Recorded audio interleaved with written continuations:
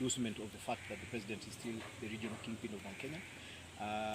As somebody has pointed out to me, the fact that yesterday was a Nyumba Kumi meeting because it had members from the 10 counties that represent the Mount Kenya region, and it was interesting. The plan of that meeting was for 5,000 delegates to come and listen to the president, stakeholders and leaders. Then they would go and disseminate the information machinani.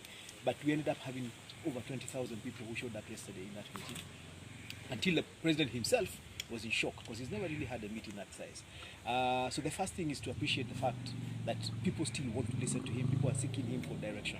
The second thing is that the president spoke very, very candidly. He explained his position on very many things. He explained his position on the lies that have been peddled in the region. He came out with evidence about numbers. One of the most important numbers that we saw yesterday is that he inherited a 5 trillion economy and he's handing over a 13 trillion economy. That's a very powerful number.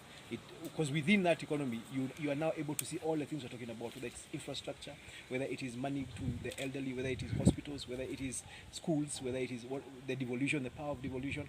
All that, we see it in that story of the 5 trillion to 13 trillion. The other thing he did very, very strongly was speak politics. He has been very reluctant to speak politics over the last 1.5 years. Yesterday he spoke politics. He debunked very many lies. One lie he debunked is a notion that Tanga supporters have been going around saying that no work has been done in this term and a lot of work was done in the first term. He gave figures to show that a lot more work has been done in this second term than was done in the first term. Whether it is in infrastructure, whether it is in agriculture, whether it is in schools, whether it is in the whole idea of how devolution is working. The second lie he debunked is the issue of the fallout between him and the deputy president. He was categorical. His fallout is because he realized that the deputy president is selfish. He realized that the deputy president doesn't have the interest of the country at heart.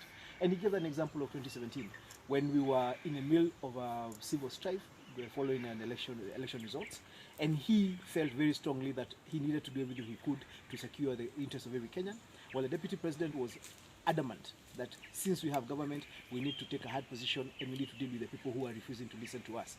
He said, and his argument was very simple: I am protected, the deputy president is protected, the leadership we have in the country is protected, but the ordinary Kenyans who have voted for us are not protected, and if this civil strife continues, they will lose their property and their livelihoods. So he made a decision to protect the interest of the ordinary Kenyans, even as he diluted, or it was perceived to dilute his own authority as a president.